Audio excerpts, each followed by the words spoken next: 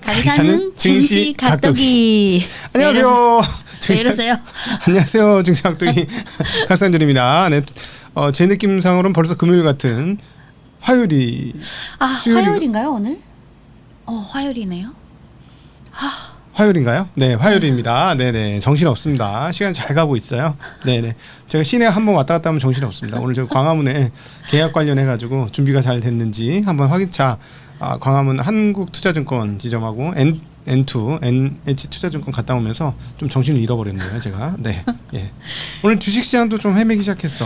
네, 중국 오늘 증시는 아시아 증시 중 일본은 휴장이고 네. 한국 코스피랑 대만 가권 지수는 좀 상승했는데 네, 좋았습니다. 중국, 홍콩 증시는 다 하락했어요. 네. 기억하실지 모르겠지만 지난주 목요일 9월 18일에 중국, 홍콩 증시 모두 오전장에는 상승 출발했는데 오후장 들어서 확 1%대 이익 실현. 오늘이 그날이랑 좀 비슷한데요. 네. 오늘 상해 종합지수 0.18% 하락, 심천 성분지수 0.29% 하락, 홍콩 항생 한국 시간 오후 4시 기준 0.81% 하락, 항생테크 지수 1.71% 네, 하락. 좀 빠졌어요. 네, 오늘 장중부터 장 마감 후까지 나온 오늘 하락에 대한 분석 중 정리해 보면 세 가지가 있는데요. 네. 첫 번째는 지금 중국 증시 즉 상해 플러스 심천, 중국 증시 유통 시총이 대체로 94조 위안 정도 돼요. 네. 94조 위안 중에 올 들어 증시가 계속 좋다 보니까 신용거래나 여러 가지 레버리지가 들어왔잖아요. 그중 신용거래 용자 잔고가 어제 기준 2.4조 위안이에요.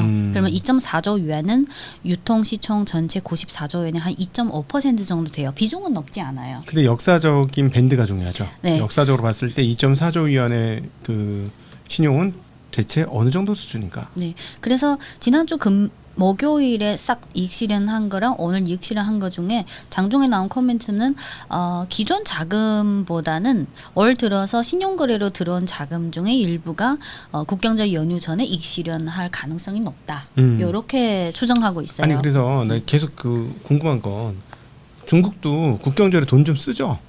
아무래도 연휴 전에는 현금화해야 할 그런 그렇죠. 춘절도 그렇고 노동절은 옛날에는 일주일이었는데 몇 년 전에 그게 하루 이틀로 변경됐고요. 옛날에도 항상 계절적으로 춘절 연휴 전에 노동절 연휴 전 그리고 10월 국경절 연휴 전에 항상 뭔가 현금화할 그 필요가 있었어요. 우리도 한국도 항상 그랬거든. 추석 전에 좋았던 적이 없는데 이번에 처음으로 좋고 있어요. 끝까지 갈지는 모르겠어. 돈이 분명히 필요하거든 사람들이. 네. 이번에는 반도체 때문인가요? 우리는 정책. 코스피 5천 뭐 이것 때문에 계속 가고 있는데 원래는 추석 전에 반드시 현금화할 아무래도 직원도 돈도 좀 줘야 되고 그지? 네. 쓸 일이 많겠지. 네. 아무래도. 네. 그리고 오늘 하락 전환 두 번째 이유는 중국은 10월 1일부터 8일까지 길게 연휴 때문에 휴장이지만 네. 같은 기간에 미국이든 유럽이든 일본이든 한국도 이번에 연휴가 기네요. 길긴 그러면 하죠. 주요 글로벌 증시 중에 중국이랑 한국이 연휴가 긴 동안 미국 증시랑 일본 증시는 그대로 가는 그렇죠. 거예요. 그래서 그리고 최근에 워런 버핏이 최근이 아니라 올 들어서 계속 일본 쪽 자산을 늘리고 있잖아요. 그렇죠. 그래서 이게 타이밍상 중국이 휴장 때 일부 자금이 일본이나 미국 쪽으로 조금 단기적으로 유동성이 이렇게 네. 생길 수 있다.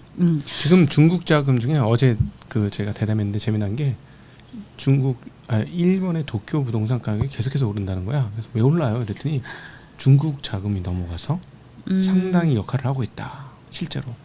그런 얘기를 하시더라고요. 중국인이 일본 부동산에 투자한다. 네. 왜냐하면 지금은 미국이 막혔잖아. 네. 옛날에는 미국으로도 많이 갔잖아요. 네. 근데 미국이 막히니까는 싱가포르는 이미 많이 갔고. 홍콩도 이미 다. 네. 그래서 홍콩 가려면 안 가지 이제는. 그래서 싱가포르를 가버린 거지. 싱가포르 집값이 한 3배 오른 거 아세요? 2-3배? 엄청나게 올랐어요. 그런데 그게 이제 1번 안정적인 아시아. 이런 쪽으로 간다라는 거지. 근데 그동안 중국인들이 일본 부동산도 많이 투자하긴 했어요. 네. 근데 제가 최근에 그런 쪽 데이터를 확인 안 해서 최근에 뭔가 좀 더 뜨거워졌나 봐요. 네, 근데 어찌되었건 저찌되었건 지금 버핏도 어제 BID 다 팔았다는 뉴스가 소식이 전해졌고 그게 버핏도 아마 또 일본 쪽으로 가지 않을까 싶어요. 그러니까 중국이 이제 외국인 투자자가 조금 애매해지긴 한 것 같아요. 근데 사실은 지난 동안의 흐름을 보면은 중국은 외국인 투자금을 유치하려고 외국인의 그 뭐야 지분 투자 네. 국내 100% 지분까지도 허용했죠. 금융회사에 원래는 100% 지분 허용하는 경우가 네. 없잖아요. 조금씩 그 업종을 조금씩 늘리고 있어요. 네네. 최근에는 아까 말씀하신 금융 쪽 외에 예를 들어서 교육 또는 인터넷 조금씩 점진적으로 늘리고 있어요. 네, 외국인들의 투자 공간을. 네. 네. 그 오늘 오전 상승에서 오후 하락 전환 중에 화면을 보시면 이게 달러 yuan 환율인데요. 네.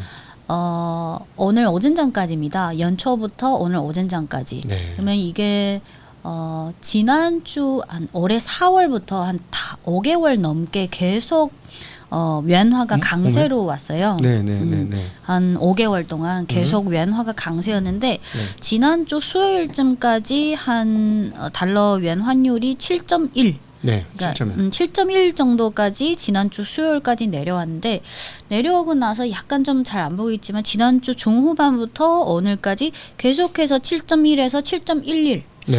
어느 정도 약간 진정된 느낌? 네, 음. 그래서 지난 5개월 동안 계속 유행화가 강세였는데 지난 일주일간은 조금 요 강세가 약간 네. 좀 진정되는 느낌. 그러면 요거는 또 외국인 자금이랑 또 연관되고요. 그래서 오늘은 국경절 앞두고 뭐 신용거래 융자 잔고의 일부 이익 실현이라든지 또는 약간의 국경절 연휴로 인한 그런 증시 휴장의 그런 타이밍상의 격상. 그래서 오늘은 사실 본질적으로 어떤 악재가 있는 건 아니에요. 아니 많이 올라서 그래요. 네. 왜냐하면 제가 오늘 만약에 오늘도 올랐으면은 제목을 뭘로 다루려고 그랬는지 아세요? 뭐로요? 끝없이 오르는 중국. 끝없이. 아니 진짜야 계속 올랐잖아. 그래서 끝없이. 그래서 끝없이 오히려 오르네. 오늘 장중에도 제가 대학 동창 중에 한 4명이 증권 쪽에 있는데 상해 현지.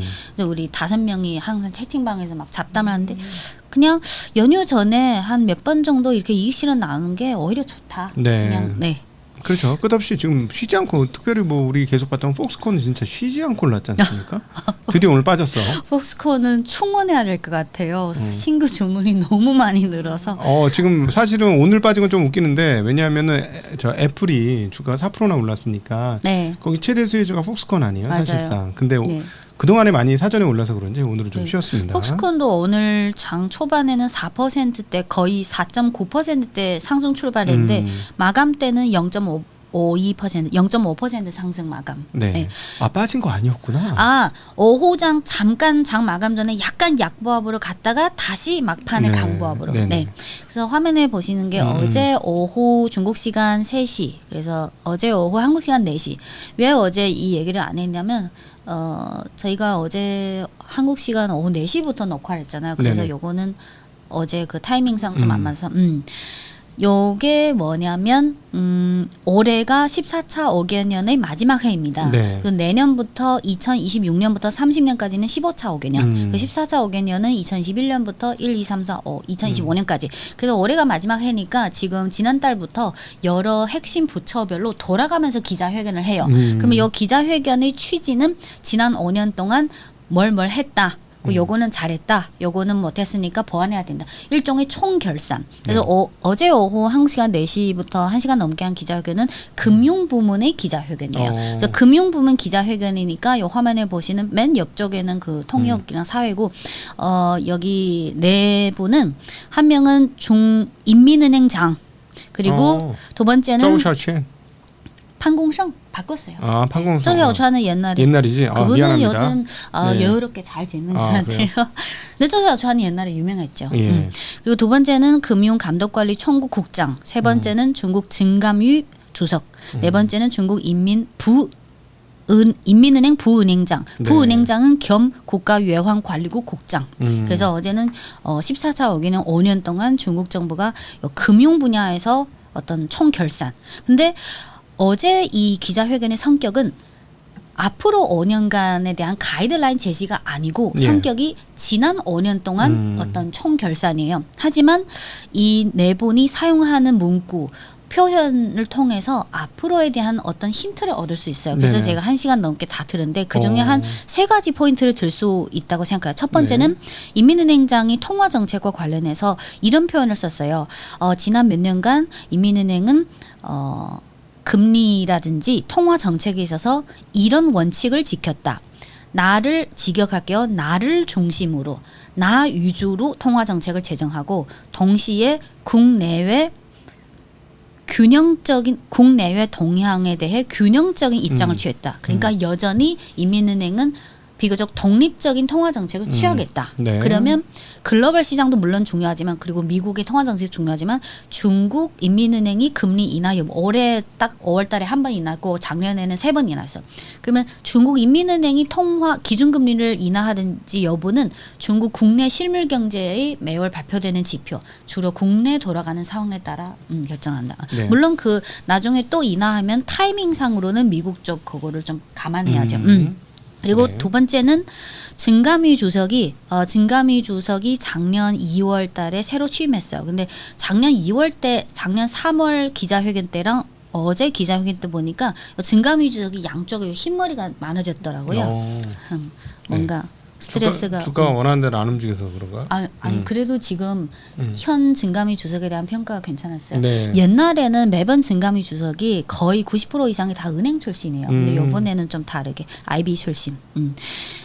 증감위 주석이 이렇게 말했습니다. 지난 몇 년 동안 중국 증시에 새로 상장한 기업 중 90% 이상이 테크 또는 테크 관련 기업이다. 그래서 지난 몇 년 동안 중국 증시 중 업종별 시총 비중을 보면 테크 또는 테크랑 직간접적으로 관련된 요 테크 업종이 이미 25%까지 올라왔다. 요 비중은 물론 자체적인 비중 확대가 중요하지만 중국 증시 중 과거에는 은행, 보험, 부동산 그게 컸죠. 포괄적 의미상의 금융주. 근데 그거는 저번에 말씀드렸듯이 지금 한 13%. 그래서 중국 증시 중 테크주의 시총 비중이 이제는 확실히 포괄적 의미상의 금융주보다 컸다. 그리고 상해랑 심선거래소 합쳐서 5천여 개 종목 중에 시총 상위 50개 종목 중 2020년에는 18개였다. 테크주가. 올해 기준 24개가 됐다. 확실히. 그래서 요 문구를 통해서도 앞으로 중국 금융당국에서 테크주를 좀 더 밀어주는 그런 네네. 느낌. 그리고 세 번째는 증감위 주석이 또 뭐라고 했냐면 과거에 비해서 지난 5년 동안 한국은 어쩐지 모르겠는데 그 관리 종목이 아무런 개선 없이 계속 그 증시에 계속 머무르면서 그리고 뭐 재무 문제가 있어도 중국도 과거에는 상폐시키기 쉽지 않았어요. 그렇게 근데 지난 몇 년 동안 상폐도 있었고 재무적 문제로 경고 뭐 처벌 여러 가지 한 2-3천 건을 처리했다. 그래서 증감위 주석이 이제는 우리 중국 주식을 뭐 물 흐리는 나쁜 기업이 있으면 법에 따라서 엄격히 처리하겠다. 이렇게 강력하게 얘기했어요. 거래소 기준으로 그렇게 하겠다는 얘기처럼 들리네요. 네, 확실히 지금 증감위 주석이 과거보다 좀 약간 결단력이 좀. 아니 그러니까 중국도 이러는데 다 그래. 지금 일본도 그랬고 한국만 제대로 못 하고 있어. 이분은 중국 증시 제대로 안 되면 이분 아마 뭐 어디 아주 외딴 데로 발령 이분도 본인 인생이랑 커리어 이제 더 올라가야 되는데 그래도 이분 아니 그렇다고 작년 사진이랑 비교하면 여기 작년에 염색을 했나 여기 네 번째 사람? 네, 세 번째 남자? 여기 좌이 좌 왼쪽에서 두 번째. 머리 빡빡하신 분. 네. 여기 인민은행장이라면서 이분. 이분이 증감위 주석, 인민은행장. 가운데가 인민은행장. 네. 그리고 이게 부은행장 겸 여행관리국 주석. 이분이 그 금융감독관리청구국장. 네, 오른쪽에서 두 번째. 네, 오른쪽에 두 번째 분이 머리가 하얗게 샜다. 네. 아니요. 증감위 주석은 이분. 네네. 죄송해요. 첫 번째 사람. 네. 뭐 별로 중요하진 않습니다만. 네. 이어서 오늘 물론 오후에 거의 하락 전환한 종목이 많지만 화면을 보시면 폭스콘 중국은 오늘 장 출발할 때는 4.9% 거의 5% 가까이 급등했다가 지금 마감 때는 0.5% 상승 마감. 이게 아무래도 기사도 많이 나왔지만 엔비디아랑 오픈 AI가 완전 막대한 협력. 그러니까 오늘은 폭스콘이 떨어질 날은 아니었어. 왜냐면은 그 말씀하신 대로 AI가 뭐 10기가와트 미쳤지. 1기가와트당 돈이 얼마인데 그걸 하겠다고 했지. 게다가 뭐 애플은 뭐 엄청 잘 팔린다는 거예요. 네. 잘 팔릴지 몰랐죠. 원래는 그냥 무난하게 생각했는데 아니 지금 이번에 프로에 대한 디자인에 대한 악평이 엄청 많았단 말이야. 네. 뭐 그따위로 만들었냐 막. 근데 근데 저 같은 사람들은 그런 거 좋아해요. 아. 특색 있는 거. 근데 역시 충성 고객들이 확고히 있으니까. 예, 네. 예, 예.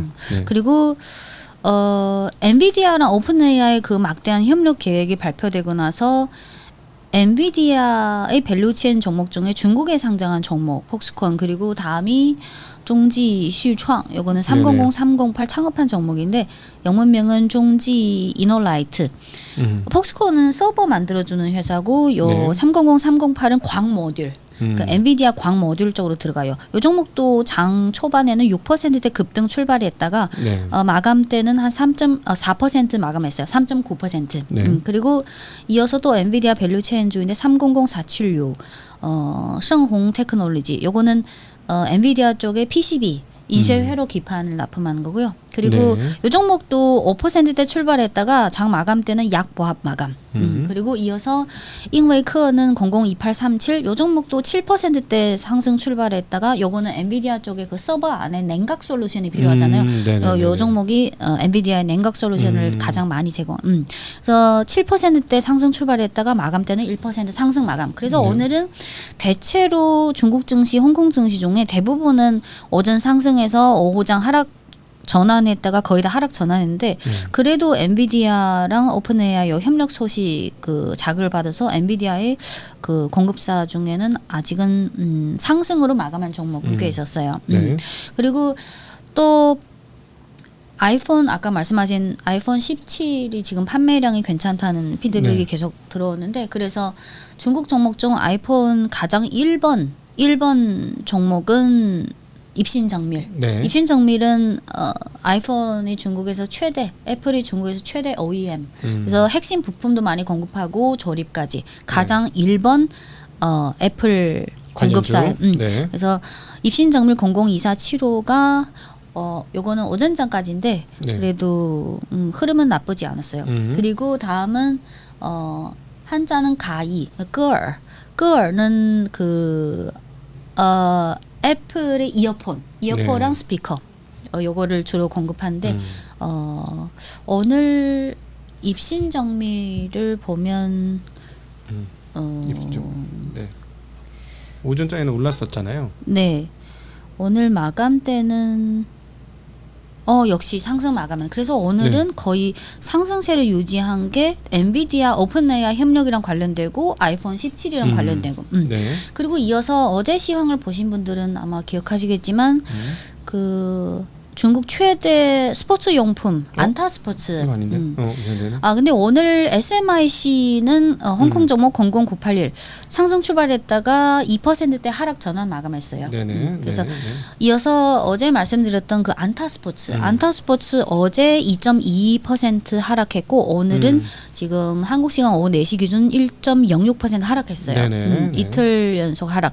근데 화면을 보시면 네, 안타 스포츠가 지금 보유하고 있는 그러니까 필라가 그러면 내가 중국 가서 네. 막 돌아다녔는데 우리 필라 코리아가 그 세계 메이저잖아요. 필라 회사를. 근데 이미 한국 거 아니에요. 그러니까 중국에 있는 필라는 중국 거라는 얘기죠. 중국에 있는 필라. 네, 중국에서 발생한 필라 매출은 다 안타로 95% 이상 들어가고 근데 장사 근데 진짜 안 되던데. 그 디자인비 걱정되더라. 걱정될 정도로 장사 안 되더라. 중국 매장요? 네. 어떤 매장은 괜찮고 아니야. 몇 번을 갔는데 여기저기 갔는데 필라 매장이 크긴 또 엄청 커요. 필라 중국 매출 중에 아마 3~4%는 한국 쪽 디자인 비로 들어가요. 그래요? 근데 95% 이상은 안타가 갖고 가요. 그렇군요. 네. 그러니까 되게 유명한 메이커인 거죠, 미국에서는. 중국에서도 그냥 가격대도 괜찮고 그냥 대중적인 브랜드? 네, 그러니까 데스상트, 코롱 스포츠 이런 것까지 다. 네. 째고 그래서 어제 있어요. 하락한 거는 지금 산하 브랜드 중에 네. 안타가 2019년에 그 유럽의 큰 스포츠 용품 그룹이 에머 스포츠, 에머 스포츠를 2019년에 58% 지분을 인수해가지고 최대 주주가 됐어요. 근데 그 아크테릭스가 에머 스포츠 산하 브랜드잖아요. 그래서 요 아크테릭스 중국어 발음이 시조鸟예요. 그래서 어제 말할 때 갑자기 아크테릭스 얘기를 못해. 아크테릭스. 뭐 생물 같은 거 있는 거죠? 무슨 그림이 동물 같은 거 이상한 거 그려져 있는 거. 네네. 약간 새.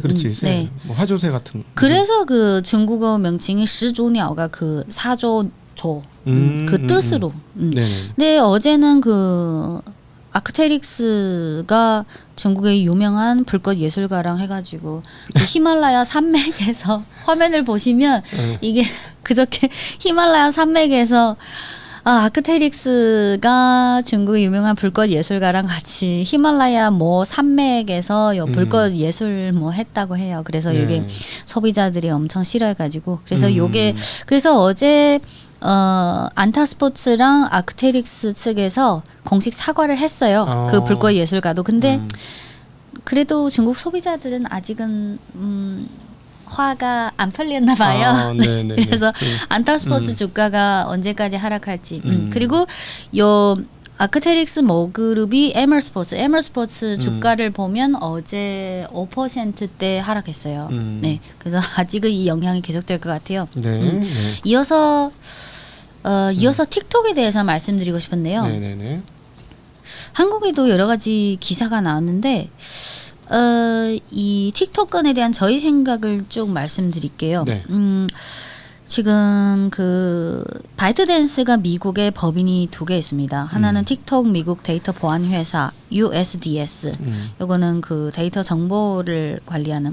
그리고 또 하나 법인은 바이트댄스 틱톡 미국 법인. 요거는 틱톡 미국.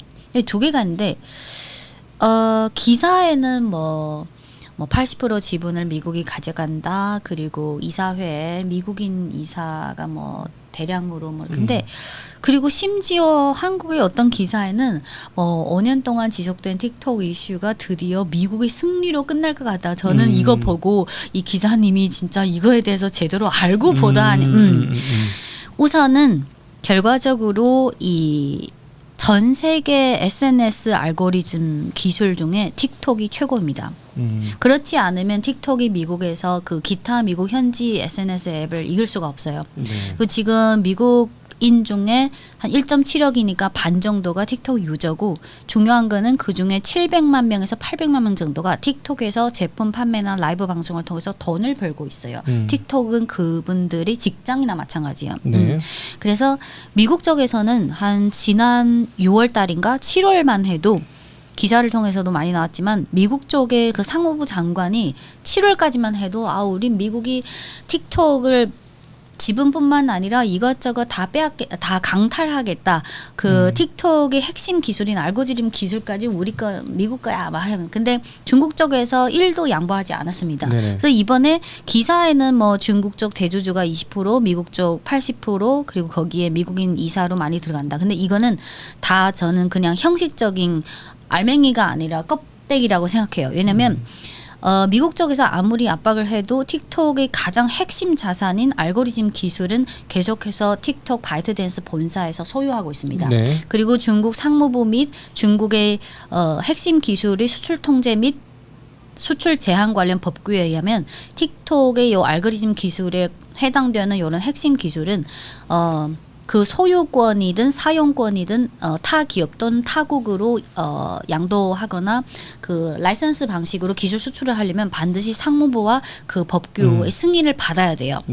그래서 이 건은 상무부에서 오케이 안 하면 안 되는 건이에요. 특별히 알고리즘에 대해서는 더 그러겠죠. 뭐 예를 들어 어차피 이미 미국의 틱톡 법인은 오라클을 비롯한 몇몇 미국 회사들이 과점하고 있는 회사잖아요. 지분을 이미 과점을 하고 있어서 사실 이미 미국 회사야.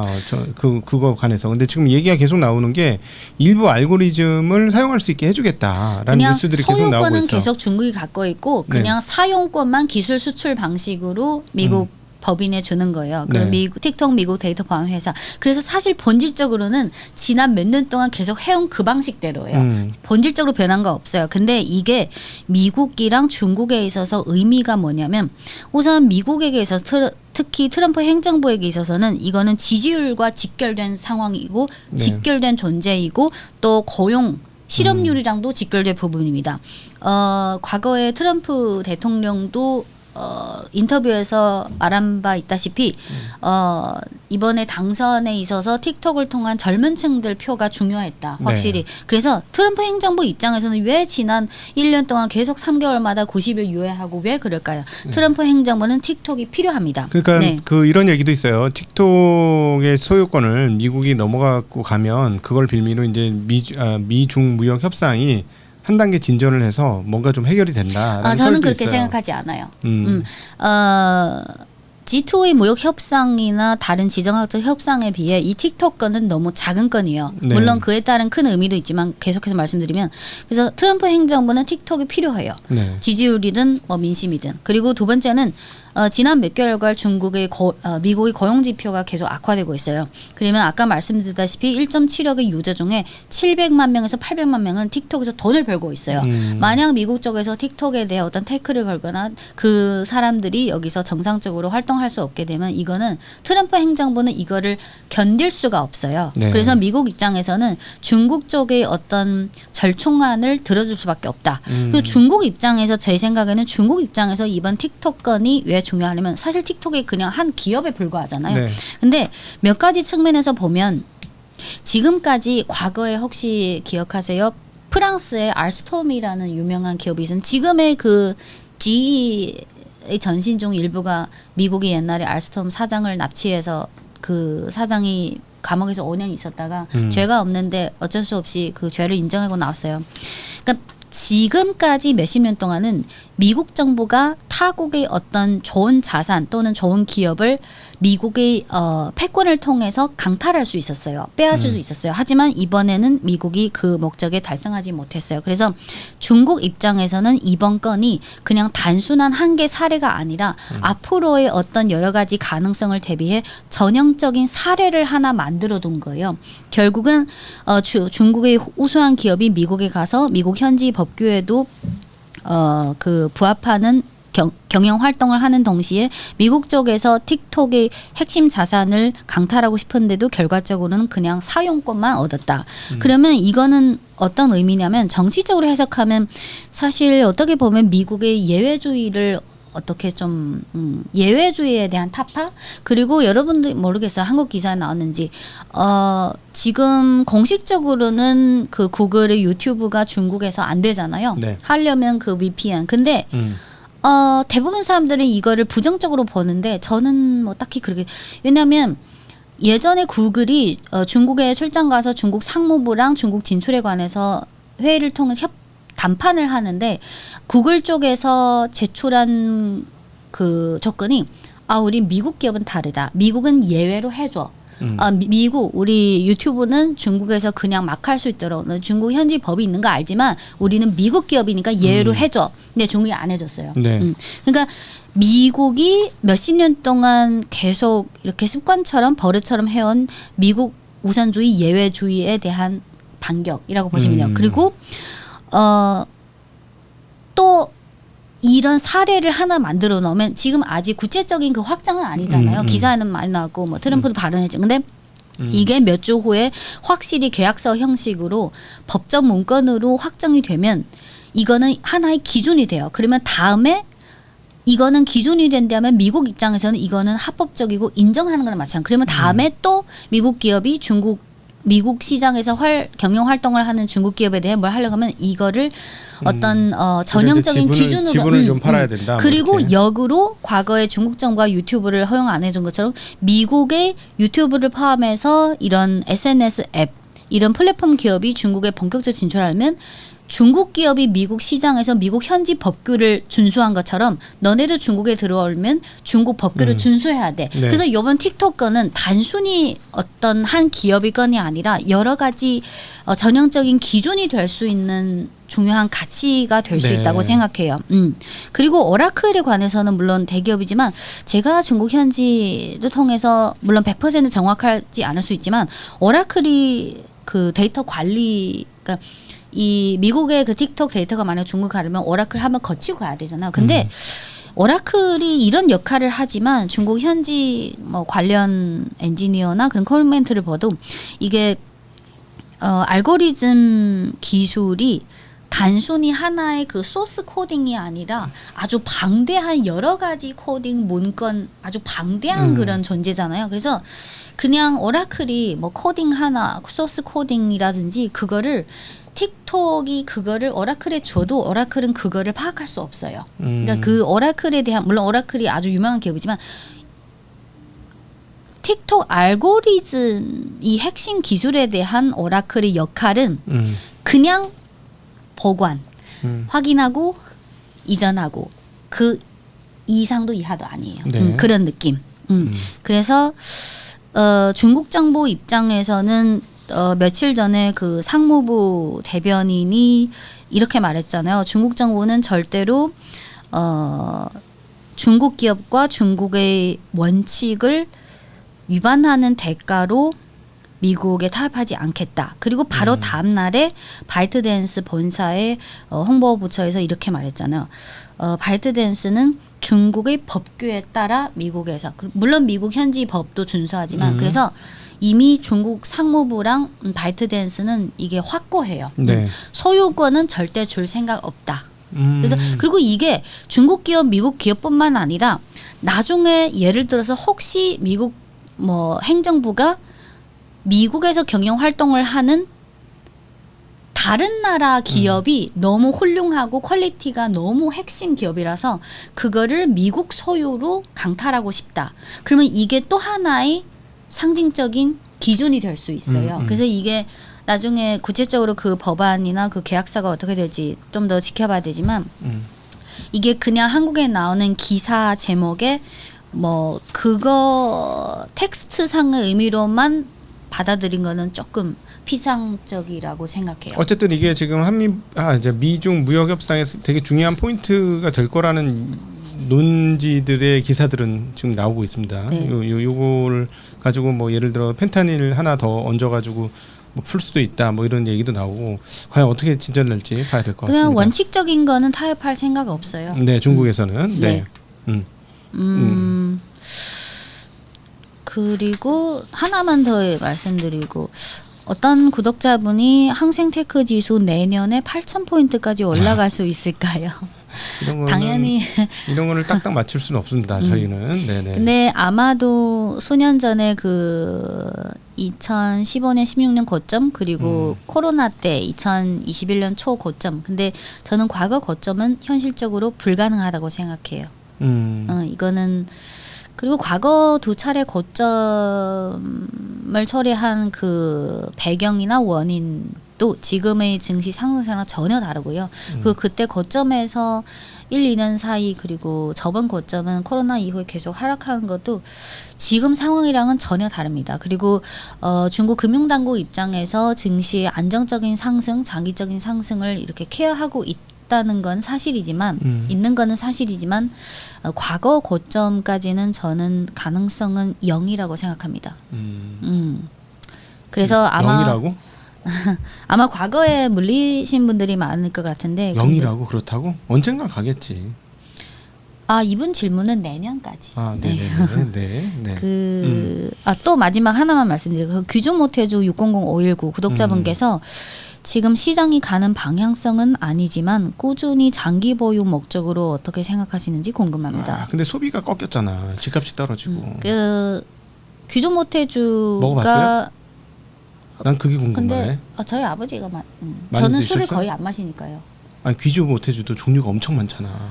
가격대가 천차만별이죠. 천차만별이잖아요. 그죠? 근데 저희 아버지는 규준 모태주보다는 그 오량액을 더 선호하세요. 오량액, 약간은 그 향이 본인은 규준 모태주가 워낙 유명하지만 본인 입맛에는 규주보다는 오량액가 더 오량액은 어디서 사야 진짜를 삽니까? 동네 마트 가면 삽니까? 그냥 그 프랜차이즈나 백화점 안에 그냥 일반 매장에서 사면 돼요. 그래? 아니 그 슈퍼 같은 데 가도 있잖아 가끔씩. 근데 슈퍼에서 파는 백조는 대부분 어느 정도 가격대 안에 있는 그래 맞아. 거고. 그 동네 거 팔더라고 주로. 그래서 오량이나 규준 모태주는 오프라인 뭐 그 프랜차이즈 또는 그 중국 국산 브랜드 위주로 한 브랜드뿐만 아니라 유명한 브랜드를 모아서 그렇게 뭐 직영점이나 프랜차이즈 또는 온라인에서 사려면 그 회사가 직영점으로 있는 찡동 안에 있는 규준. 옛날에 귀주 모태주를 무슨 보석 담듯이 담았잖아요. 그래서 규준 모태주 주가가 2013년부터 한 21년까지 7, 8년 동안 계속 상승했는데 네네. 그때는 사실 주식 시장이 테크 시대가 아니라 중국의 1인당 소비, 1인당 지출, 그러니까 점진적으로 중산층 확대 그런 시대라서 그래서 아마 이분은 뭐 규준 모태주 이 종목을 아주 오래 보유하신 것 같은데 앞으로의 중장기 트렌드랑은 안 맞다고 생각해요. 저는.